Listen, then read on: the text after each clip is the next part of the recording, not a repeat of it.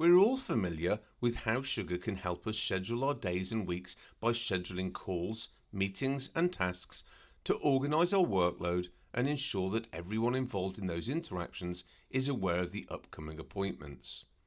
Simply by navigating in Sugar to the relevant lead or contact and clicking the Create button on the relevant subpanel,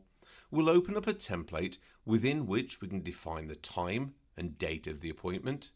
add guests, and set reminders where necessary. We know that these will then appear within the Sugar calendar, allowing us to see the appointments in the relevant view. However, there are some features of the calendar and activities within Sugar which many users overlook or have never been made aware of. For example, you can create an activity record simply by double-clicking on a white area within the calendar view and selecting whether you wish to log a call, schedule a meeting, or create a task. When viewing your calendar in Sugar, the days and weeks to view can be changed via the drop-down at the top right of the view. This gives options for day to view, showing the current day, working week to view. This restricts the calendar to Monday to Friday and initially shows just your working hours as defined in the settings at the top right of the calendar view. Full week to view, which includes weekends. Month to view, which shows the relevant calendar month in its entirety. Agenda view, which will list all appointments, removing whitespace to make it more readable as a list. Or timeline view, which will display the current day's activities listed in a chronological order, showing their positions during the day, whilst the scheduler view gives a monthly overview with daily columns showing the tasks for those days and the time span which they will take during the displayed period.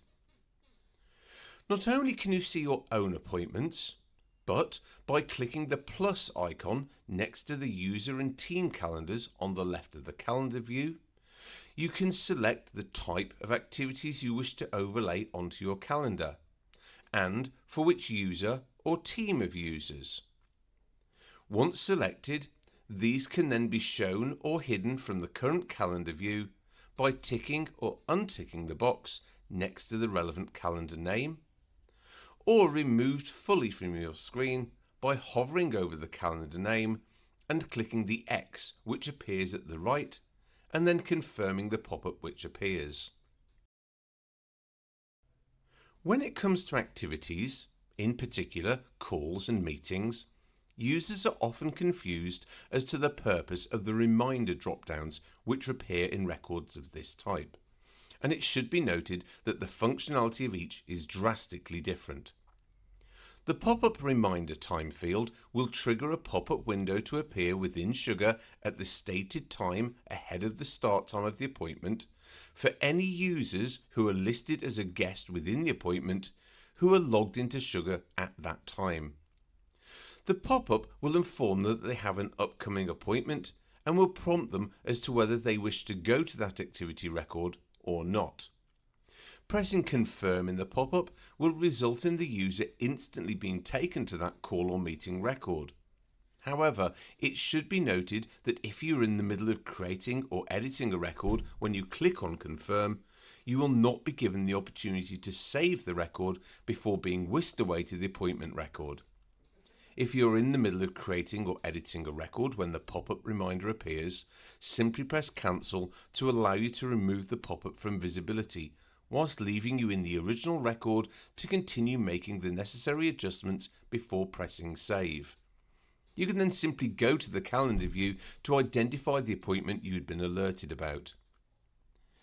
The email reminder time, by stark contrast, will trigger the automatic sending of an email at the predetermined time ahead of the appointment. This email will contain the subject, start and end date and times, and the invitation body field contents from within the appointment. However, this will be sent to all guests listed in the guest panel, whether they're internal users, leads, or contacts, so they should be used with extreme caution to prevent potentially alerting cold call recipients to the fact that you're going to call them in a few minutes' time, allowing them to get their gatekeepers in place to inform you that, surprise, surprise, they're not available to take your call. Of course, while it's important to keep track of our scheduled appointments, it's just as necessary to keep a track of our email communications, ensuring that they are linked to the relevant records in Sugar. Once an email has been archived into Sugar, either through the composing of an email from within Sugar by using your system's email archiving address or via an integration such as Sugar Connect, it's essential that the email be related to the relevant record. Navigate to the email within the Emails module, applying any necessary filters to ensure that you are identifying the correct email, and in the Related To field, select the module containing the record which you wish to link to, and then either start typing the name of the record you want to link to, and select it from the list of records which appears, or press Search and Select to filter and search for the record required, before selecting it by clicking on the radio button at the left side of its row entry. By ensuring that full communication trails are visible within Sugar, it makes conversations around a specific record that much easier, as all users have the whole picture in front of them without having to dive in and out of other modules, records or systems in order to find what they're looking for. These small but effective functions within Sugar are easy to implement and require a little more than a few seconds for you to employ.